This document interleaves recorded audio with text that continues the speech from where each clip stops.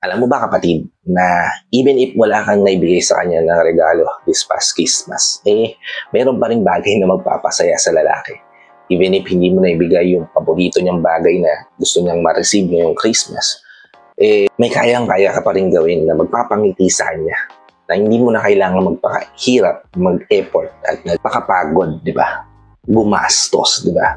And in this video, pag-uusapan natin kung ano yung mga bagay na magpapasaya sa lalaki. Bagay na mas ma-appreciate niya at mas mararamdaman niya na may taong nagmamahal sa kanya. Kung interesado ka malaman kung ano yung mga bagay na to, saktong-sakto itong video na ginawa ko ngayon para sa iyo. Kaya stay tuned at pag-usapan na natin yung 5 bagay na magpapangiti sa kahit na sinong lalaki. Just keep on watching.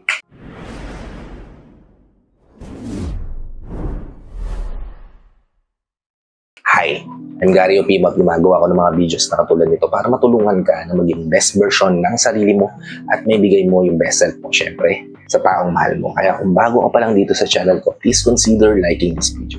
Hit the subscribe button and the notification bell para lagi kang updated sa mga videos na katulad nito na i-upload pa natin sa iraharap.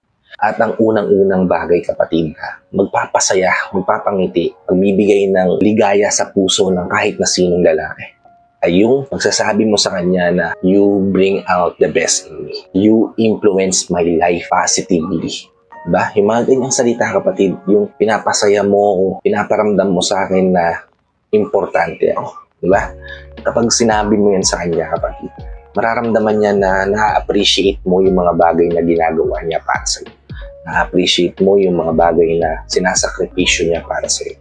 To the point na mas gugustuhin niya magstay sa tabi mo kasi sa'yo rin niya nararamdaman yung comfort na hinahanap-hanap niya. Diba? At yan kapatid yung mga bagay na gustong-gustong narinig ng bawat lalaki na na-appreciate sila ng taong mahal nila. At nararamdaman namin na may taong naniniwala sa kakayanan namin, may taong nasa tabi namin, may taong sumusuporta sa amin. Kapag nababanggit yung mga ganitong bagay, diba? Nakakataba ng puso. To the point na pwedeng ma-explode yung puso namin, sobrang saya kapag nakakarinig kami ng mga ganitong salita. Diba? Kasi parang sinasabi mo sa amin na naging the best ka dahil sa amin. Naging best version ka ng sarili mo dahil nilala mo kami. At we're proud na naging parte kami ng buhay.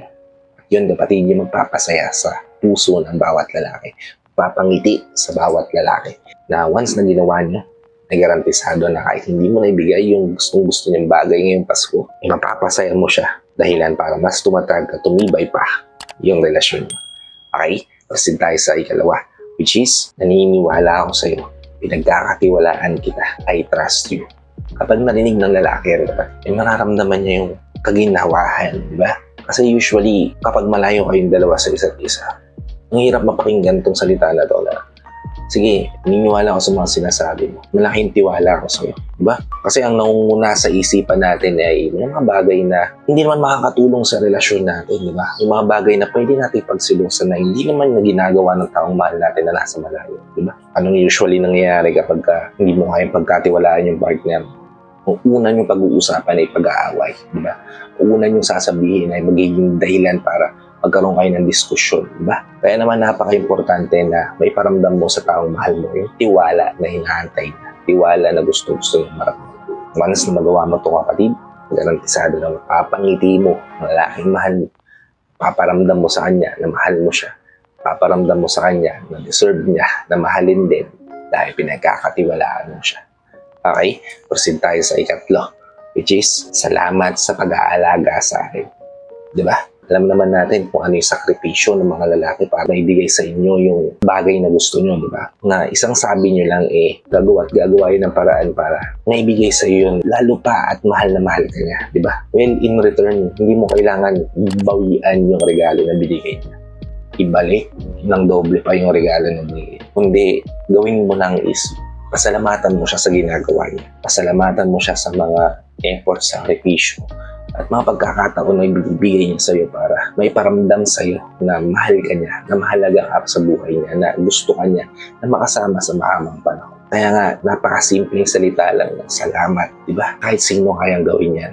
Kayang-kaya mo rin ibigay yan sa partner. Sabihan mo siya ng seryoso na maraming salamat sa pag-aalaga sa akin, sa pag-aalaga sa mga anak, sakripisyo mo sa pamilya mo, sa patuloy mong paghihirap at pamalasakit sa aming buong pamilya.